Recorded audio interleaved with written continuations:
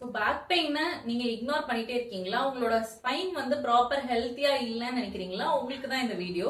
So this is doctor Induja from Lamroots integrated clinic advance pain management centre.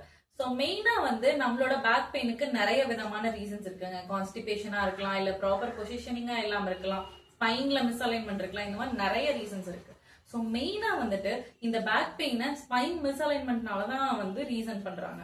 So இதை எப்படி வந்து solution கொடுக்கலாம் அப்படின்னா ஒரு சிம்பிள் எக்ஸசைஸ் சொல்றேன் உங்களுக்கு. இது வந்து ஒரு யோகா பிராக்டிஸ், பவன முக்தாசனான்னு சொல்லுவாங்க. இது எப்படி பிராக்டிஸ் பண்ணும் அப்படின்னா ஒரு பிளாட் சர்ஃபேஸ்ல ஃப்ளோரா இருந்தா பெட்டரா இருக்கும். யோகா மேட் இல்ல ஒரு ஷீட் அப் போட்டுட்டு அது மேல நேரா படுத்து உங்களோட 2 காலையும் ஃபோல்ட் பண்ணி அப்டாமினை டச் பண்ண ட்ரை பண்ணணும். நெக்ஸ்ட் உங்களோட 2 கையையும் வச்சு காலை வந்து நல்லா ஹக் பண்ணி உள்ள புல் பண்ணிக்கணும்.